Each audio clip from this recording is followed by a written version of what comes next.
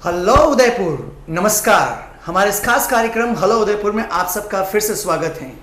आप सब जानते हैं कि हमने इस कार्यक्रम को 2 पार्ट में डिवाइड किया गया है और जो ये दूसरा वाला भाग है, इस कार्यक्रम के अंदर हम उदयपुर की ऐसी कई सारी शख्सियत को बुलाते हैं और उनसे रूबरू होते हैं, साक्षात्कार करते हैं। और वो साक्षात्कार का सिर्फ और सिर्फ माध्यम क्या होता है? लोगों को मोटिवेट करना और खास तौर पर उदयपुर के जो युवा लोग हैं उनको मोटिवेट करना।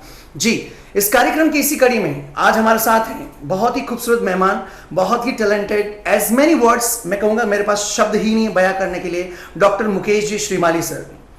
आप खुद एक रिनाउंड एजुकेशनिस्ट हैं और साथ ही आप फिजिक्स के बहुत बेहतर टीचर हैं। तकरीबन 18 सालों से आप फिजिक्स का बहुत गहन ज्ञान रखते हैं और कई सारे, असंख्य नहीं, हजारों नहीं, कई सारे विद्यार्थियों को आपने ट्रेन किया है, पढ़ाया है, उनकी नैया पार लगाई है। सिर्फ पार नहीं लगाई बल्कि अच्छे मार्क्स दिला के उनके भविष्य को उज्जवल दिया है। साथ में ही कुछ और बातें चर्चा करेंगे आपके साथ। सबसे पहले, शुरुआत करने से पहले मैं सर आपका स्वागत करता हूं हमारे इस खास कार्यक्रम हेलो उदयपुर में। और जो लोग इस प्रोग्राम को घर पर बैठकर देख रहे हैं, आपको बिलीव नहीं होगा कि आप सर के बारे में मैं जितनी बात करूं उतना कम है।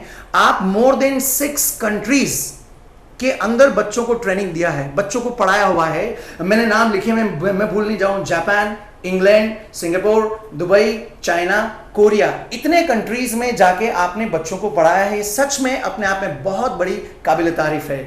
यही नहीं, आपकी खुद की 5 फिजिक्स की बुक्स, जी 5 बुक्स आपकी पब्लिश हो चुकी हैं। इतने ज्ञानवान विद्वान जब हमारे साथ इस कार्यक्रम में जुड़ते हैं तो कहीं ना कहीं लोगों को बहुत ज्यादा फायदा मिलेगा। हम कई सारी बातें करेंगे। सर, एक बार फिर से मैं आपका स्वागत करता हूं हमारे इस खास कार्यक्रम में। कई सारे सवाल मैंने आपके लिए लिखे हैं और कई सारी चर्चाएं हम करेंगे। सबसे पहला सवाल कि सर, फिजिक्स बहुत ही टफ सब्जेक्ट मानी जाती है, specially Hindi and English medium दोनों स्टूडेंट्स, दोनों टाइप के स्टूडेंट्स के लिए। क्या सच में ऐसा है? मैं आपकी राय जानना चाहता हूं सर। सबसे पहले तो मेरे सभी व्यूअर्स को नव वर्ष की हार्दिक शुभकामनाएं। ईश्वर करे 2016 आप सभी के लिए मंगलमयी हो। मुकेश जी, जहाँ तक फिजिक्स की बात है, ये दुर्भाग्य है कि फिजिक्स को पढ़ा जाता है, फिजिक्स को समझा नहीं जाता।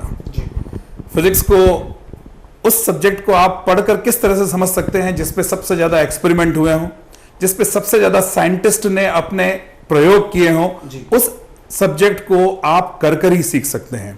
लेकिन हमारे यहाँ पर जो सिस्टम है जिसके अंदर हम सिर्फ मार्क्स ओरिएंटेड स्टडी करना चाहते हैं और इस वजह से हम जल्दबाजी में जितना ज़्यादा से ज़्यादा ज्ञान हो प्राप्त करना चाहते हैं, इस वजह से हमारा बच्चे जो हैं वो इस सब्जेक्ट को समझ नहीं पाते हैं तथा जो क्वेश्चन पूछा जाता है उसके अनुरूप नहीं जाके वो किसी और ही डायरेक्शन में उसका आंसर दे सकते हैं।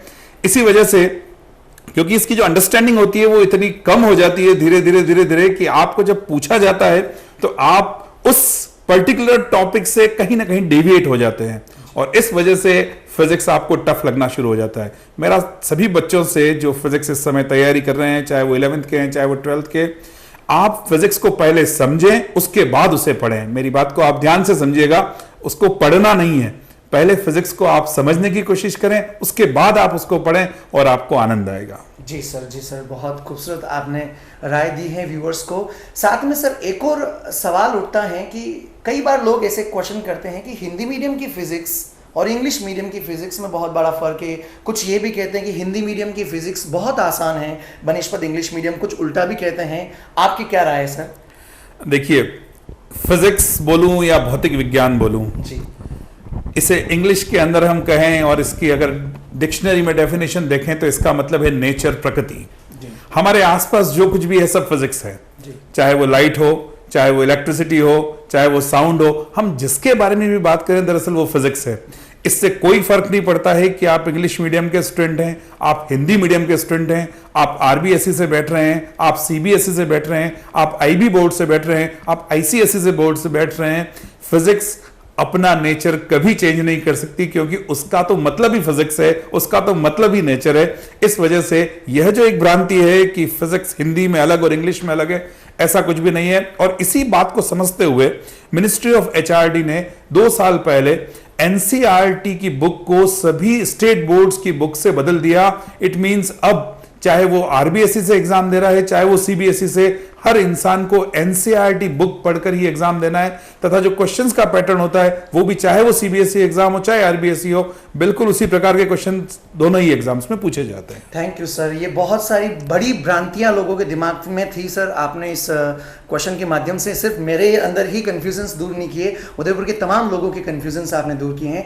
एक सर, मैं पिछले कुछ सालों से नोटिस कर रहा हूं कि एक समय था फिजिक्स का बहुत अच्छे परसेंटेज बनाने में एक बहुत अहम भूमिका हुआ करती थी, लेकिन चंद सालों के अंदर समय पलटा है। फिजिक्स और अदर सब्जेक्ट्स में मार्क्स बढ़े हैं, और क्या कारण है कि फिजिक्स में मार्क्स घटे हैं? ये घटने का जो डाउनफॉल है उसके क्या रीजंस है सर? मैं अपनी बात पर रहूंगा सर कि फिजिक्स को समझा नहीं जा रहा है। यहां पर एक बहुत बड़ी चीज मैं क्लियर करना चाहूंगा कि फिजिक्स वो सब्जेक्ट है जिसके अंदर न्यूमेरिकल भी होते हैं और थ्योरी पार्ट भी होता है। अगर आप देखते हैं जितना भी जहां पर भी पढ़ाया जा रहा है वहां पर जो मेन स्ट्रेस रहता है वो न्यूमेरिकल पार्ट पे रहता है, और एक तरह से हम फिजिक्स से डिविएट होकर हम मैथ्स पढ़ना शुरू कर देते हैं। जब फिजिक्स के क्वेश्चंस पूछे जाते हैं तो हमें उनकी मैथमेटिक्स तो बहुत अच्छी तरह से आती है, लेकिन हम उसके फिजिक्स पार्ट को बहुत अच्छी तरह से नहीं समझ पाते और उनके आंसर्स जो हैं वो नहीं दे पाते। सीबीएसई बोर्ड ने पिछले 2 सालों में अपने पेपर पैटर्न में इसमें बहुत बड़ा एक चेंज किया है, और उसके साथ उन्होंने ये किया है कि जहां तक हो सके मैक्सिमम से मैक्सिमम आपको थ्योरेटिकल या फिजिक्स ओरिएंटेड क्वेश्चंस पूछे जाएं, तथा न्यूमेरिकल ओरिएंटेड क्वेश्चंस का पोर्शन उन्होंने बहुत कम कर दिया। जो बच्चे बहुत ज्यादा पढ़ रहे हैं, जिनकी न्यूमेरिकल एबिलिटी बहुत अच्छी है, जिनकी अंडरस्टैंडिंग बहुत अच्छी है, वो कहीं ना कहीं रिटन पार्ट में मात खा जाते हैं, तथा वो उसका आंसर उतनी ब्यूटीफुल नहीं लिख पाते हैं जितना आंसर उससे एक्सपेक्ट किया जाता है।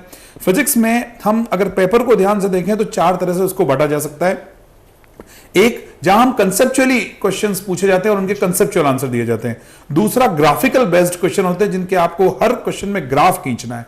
तीसरा, डायग्रामेटिक ओरिएंटेड क्वेश्चंस होते हैं जिनके अंदर आपको डायग्राम कंपलसरी बनाना ही है, उसको प्रॉपर्ली लेबल्ड करना है। और चौथा, जहां पर हम थ्योरेटिकल या न्यूमेरिकल की बात करते हैं। बच्चे थ्योरेटिकली अच्छे हो सकते हैं, न्यूमेरिकल में बहुत अच्छे मार्क्स ला सकते हैं, लेकिन अगर उनको डायग्राम बनाने के लिए कहा जाए, अगर उनको कहीं पर ग्राफ खींचने के लिए कहा जाए, तो फिर से वो उसके अंदर लड़खड़ा जाते हैं। इस वजह से अगर आप मार्क्स का रेशियो देखें तो मैथमेटिक्स में जहां 90+ में बहुत ज्यादा क्वेश्चन बच्चों के मार्क्स आते हैं, केमिस्ट्री में 90% में बहुत ज्यादा बच्चों के मार्क्स आते हैं। बहुत अच्छा नॉलेज होने के बावजूद भी इन छोटी छोटी वजहों से फिजिक्स के अंदर मार्क्स कम आते हैं। जी जी जी sir, thank you so much.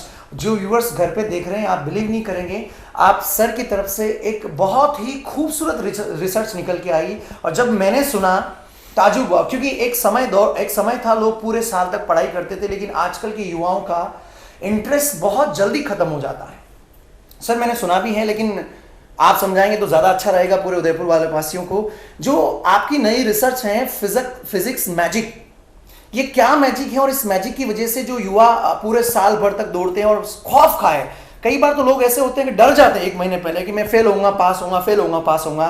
तो ये जो मैजिक है, ये किस तरीके से लोगों की प्रॉब्लम, जो बच्चे हैं 12th क्लास के स्पेशली बोर्ड के, उसको ये प्रॉब्लम सॉल्व कर सकता है फिजिक्स मैजिक को मुकेश जी हमने इस तरह से डिजाइन किया है कि हमने इन्हें 2 चरणों में डिजाइन किया हुआ है। पहले वो बच्चे जो साल भर अपनी आईआईटी की तैयारियों में, अपनी पीएमटी की तैयारियों के अंदर रहे हैं, तथा उनको बहुत ज़्यादा टाइम नहीं मिला कि वो एनसीईआरटी की बुक के साथ में अच्छी तरह से रह सकें। जब वो एनसीईआरटी की लैंग्वेज पढ़ने के लिए जाते हैं तो उनके अंदर एक अजीब सा फोबिया जनरेट हो जाता है। इसकी वजह से कई बार बच्चे डिप्रेशन में आ जाते हैं।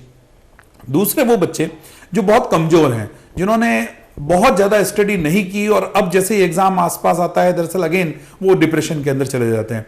वो डिप्रेशन में आने की वजह से इस सब्जेक्ट से थोड़ा दूर होना शुरू हो जाते हैं।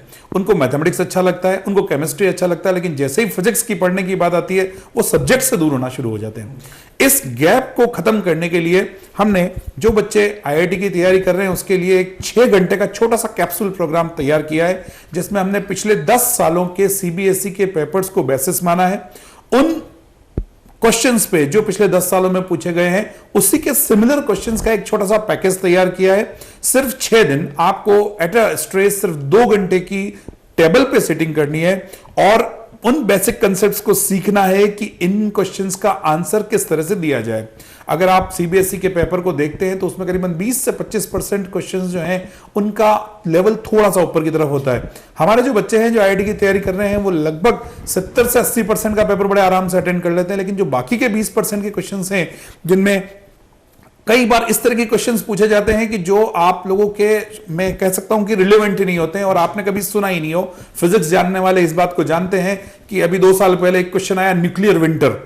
अब इसका न कहीं पर इलेक्ट्रिसिटी से लेना है, न कहीं एटम से लेना है, न किसी और चीज से लेना है, लेकिन ये न्यूक्लियर विंटर जो कंसेप्ट है, दरअसल इसमें से अगर आप इलेक्ट्रोमैग्नेटिक वेव के लेसन में जाते हैं और पीछे की तरफ क्वेश्चंस में देखते हैं तो ये क्वेश्चंस वहां पर लिखा हुआ है। और जरूरी भी है आज के परिप्रेक्ष्य में इस चीज को समझना कि न्यूक्लियर विंटर क्या चीज होती है, कि अगर न्यूक्लियर एक्सप्लोजन हुआ तो उन एक्सप्लोजन की वजह से न्यूक्लियर क्लाउड उस पर्टिकुलर एरिया के ऊपर छा जाएंगे तथा रेडिएशंस अर्थ के अंदर नहीं आ पाएंगे। इस वजह से साल 2 साल के लिए उस पर्टिकुलर रीजन के अंदर विंटर क्रिएट हो जाएगा। इस कंसेप्ट को न्यूक्लियर विंटर कहा जाता है। इसी प्रकार से आप इस चीज को मानेंगे और अजीब लगेगा आपको, लेकिन अगर मैं आपसे पूछूं कि what is Kamini, what is Dhruv, ये सभी जो कंसेप्ट्स हैं ये एनसीईआरटी में दे रखे हैं, लेकिन कहीं ना कहीं बच्चा, क्योंकि ये मेन सब्जेक्ट के साथ में नहीं आते हैं, ध्रुव, कामिनी, ये सब न्यूक्लियर रिएक्टर हैं जो इंडिया के अंदर हमने डेवलप किए हैं। तो ऐसे कई सारे कंसेप्ट्स को जिनको हम कहीं ना कहीं पर छोड़ देते हैं या उनके ऊपर इतना ध्यान नहीं पाते हैं, फिजिक्स मैजिक में हमने इन छोटे छोटे सारे कंसेप्ट्स को लेते हुए सिर्फ 6 दिन या मैं कह सकता हूं 12 घंटे का एक मॉड्यूल तैयार किया है।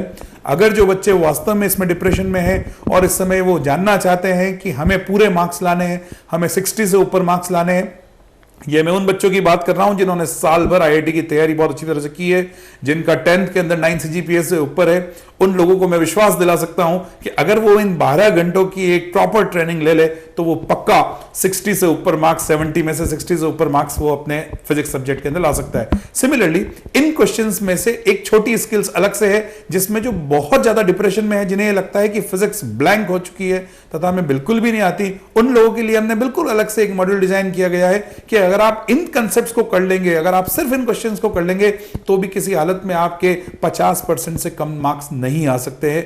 इन दोनों कंसेप्ट्स को मिला के हमने जब बच्चों के चेहरों पे हंसी देखी, जब उनको मुस्कुराते हुए देखा, उनके पेरेंट्स को जब हमने मुस्कुराते हुए देखा तो हमें बड़ी आत्म शांति हुई इसमें। और हमें पिछले साल हमने इसको शुरू किया था और इस साल जोरों शोरों से कर रहे हैं और बहुत सारे बच्चे इसका एडवांटेज ले रहे हैं और मुझे विश्वास है कि अगले आने वाले एग्जाम 2016 में वो इस पे बहुत अच्छा परफॉर्मेंस करेंगे। Thank you sir. और ये जो फिजिक्स मैजिक है, मैं उम्मीद करता हूँ कि सारे जो मैथमेटिक्स स्टूडेंट्स है उनके सर पे जरूर सवार होगा और डेफिनेटली उसका फायदा मिलेगा। सर एक और सवाल इसमें उठता है कि सर सैंपल पेपर, कई सारे लोग सैंपल पेपर को फॉलो करते हैं, कई सारे एक ऑर्डिनरी जो रेगुलर टीचिंग है सैंपल पेपर से, ये कैसे अलग है, थोड़ा सा और अगर गहराई से आप समझा पाएं। सैंपल पेपर को दरअसल अगर आप, सीबीएसई ने भी अभी जस्ट सैंपल पेपर्स अपलोड किए हैं अपनी वेबसाइट के ऊपर। सैंपल पेपर्स के थ्रू जाने में सबसे बड़ी प्रॉब्लम यह होती है कि आपको एक तो सारे सिलेबस को कवर करना पड़ता है और दूसरा यह है कि उसमें वो कहीं कोई ये चीज नहीं कह रहे हैं कि या उनका कोई स्टैटिस्टिक्स नहीं है कि इतने सारे क्वेश्चंस पिछले सालों में आए हैं, ये पर्टिकुलर टॉपिक पिछले सालों में इतनी बार फ्रीक्वेंसी पे आया है। हमारे प्रोग्राम के अंदर हमने हर क्वेश्चन के साथ उसकी फ्रीक्वेंसी दी हुई है कि बोर्ड में ये क्वेश्चन 6 बार आ चुका है, बोर्ड में ये क्वेश्चन 5 बार आ चुका है, तो गारंटी प्रोग्राम की फॉर्म में आ जाता है जब अपन फिजिक्स मैजिक में करते हैं कि जब ये 6 बार पिछले 10 सालों में आ सका है तो इसकी प्रोबेबिलिटी आने की बहुत ज्यादा है। बोर्ड भी इस चीज का हमेशा ध्यान रखता है कि वो 50% पेपर इस तरह का बनाता है कि सामान्य विद्यार्थी कर सके। तो सैंपल पेपर इस तरह से डिजाइन किए जाते हैं कि वो हमेशा कुछ नए एक्सपेरिमेंट्स के साथ में आते हैं और वो बच्चों को डिप्रेशन में ला देते हैं। वो कोशिश जब भी कोई बुक देखेंगे आप तो आपको लगेगा कुछ नए क्वेश्चंस लेके आए, वो उन क्वेश्चंस का रिलेवेंस है या नहीं है वो उन्हें कोई लेना देना नहीं है। लेकिन हमारे कोर्स के अंदर या हमारा जो फिजिक्स मैजिक हमने जो लॉन्च किया है उसके अंदर हमने इस बात का खास ध्यान रखा है कि वो बेसिकली सीबीएसई ओरिएंटेड हो तथा वो पेपर बेस्ड हो जिससे मैक्सिमम से मैक्सिमम मार्क्स आ सके। Thank you sir, thank you sir. एक और आजकल के युवाओं की, आजकल के जो 11th 12th के जो बच्चे होते हैं, पेरेंट्स, टीचर और स्टूडेंट्स के बीच में बहुत बड़ा गैप रहता है। पेरेंट्स की एक्सपेक्टेशंस बहुत ज्यादा होती बच्चों से। बहुत आसान सा होता है लेकिन लोग क्योंकि उस समय में बहुत ज्यादा फोबिया में आते हैं, बहुत ज्यादा डिप्रेशन में आते हैं, तो वो आसान से क्वेश्चंस उनको दिखने बंद हो जाते हैं। तो मेरा सबसे पहले निवेदन है कि जब भी आप पेपर को स्कैन करें 15 मिनट आपको पेपर को पढ़ने के लिए दिए जाते हैं, जिसके बाद में ही आप पढ़ाना शुरू या अपना लिखना शुरू करते हैं। उन 15 मिनट में आप ये सेलेक्ट कर लें कि ये वो क्वेश्चन है जो मेरे पार्ट 3 के हैं, ये वो क्वेश्चन है जो मेरे पार्ट 2 के हैं, ये वो क्वेश्चन है जो मेरे पार्ट 1 के हैं। सबसे पहले उन क्वेश्चंस को जिन पे आपका पूरा कमांड हो उन्हीं क्वेश्चन को अटेम्प्ट करें। अगले 1 से 1.5 घंटे तक अगर आपने उन क्वेश्चंस को दे दिया तो ये पक्का है कि जो बाकी के 2 पार्ट है उनके अंदर भी आप बहुत अच्छा परफॉर्म करेंगे। Thank you sir, thank you so much. आप सबसे पहले जो लोग इस प्रोग्राम को घर पे देख रहे हैं, ये पूरा एजुकेशन से जुड़ा हुआ कार्यक्रम है। हम अलग अलग व्यक्तित्व को इस मंच के माध्यम से आपसे रूबरू करवाते हैं और कहीं ना कहीं इस प्रोग्राम का जो मकसद है वो सिर्फ इतना सा है कि ज़्यादा से ज़्यादा उदयपुर के लोगों को मोटिवेशन मिले, और कोई अगर हार भी गया है तो इस प्रकार की बातें सुनने के बाद उनके अंदर एक अद्भुत एनर्जी उठे और वापस उठ खड़े हुए और दूसरे दिन से वो उसी एनर्जी के साथ काम की शुरुआत करें। आपने सर न सिर्फ ज्ञान दिया बल्कि मोटिवेशन भी दिया है, मुझे दिया है। मैं अपने आप को सच में बहुत मोटिवेटेड महसूस कर रहा हूँ इतनी बातें सुनने के बाद। I am sure people who are watching this program sitting at home, उनको भी इस कार्यक्रम के माध्यम से बहुत फायदा मिला होगा।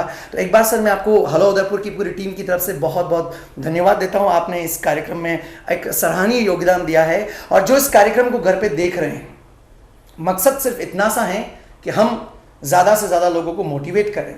और हाँ, मेरे मायने में सबसे कीमती चीज़ अगर कोई आपको देता है, सबसे कीमती गिफ्ट अगर आपको कोई देता है तो वो है समय, क्योंकि ज़िंदगी का वो पल देता है जो वो कभी वापस लौट के आने वाला नहीं। सर आपने वो पल दिया है जो आपकी ज़िंदगी में कभी लौट के नहीं आया। ये पल पूरे उदयपुर वासियों के काम आएगा। Thank you so much. आप इस प्रोग्राम को अगर फिर से देखना चाहें, क्योंकि कुछ बातें ऐसी होती है, कुछ मुलाकातें ऐसी होती है जिनको हम बार बार देखते हैं तो अंदर से एक पॉजिटिव एनर्जी निकलती है। तो जो लोग इस कार्यक्रम को फिर से वापस देखना चाहें, आप न्यूज़ चैनल के ऑफिशियल चैनल के ऊपर जाके इस चैनल को सब्सक्राइब करें, देखें, जिसका नाम है उदयपुर न्यूज़ चैनल। आप YouTube पर जाएं और इस पूरे एपिसोड को वापस देख सकते हैं। अपने फीडबैक जरूर दें, क्योंकि इस प्रोग्राम को खूबसूरत बनाने के पीछे कहीं ना कहीं आप सबका योगदान है। आप अपनी राय दें, फीडबैक लिखें, और जितने भी वीडियोस हम अपलोड करते हैं YouTube पे प्लीज़ लाइक करें, उसको शेयर करें। आज के लिए इतने काफ़ी। फिर मुलाकात करते हैं हमारे इस खास कार्यक्रम हेलो उदयपुर में किसी नई शख्सियत के साथ। बहुत बहुत धन्यवाद। बहुत बहुत धन्यवाद।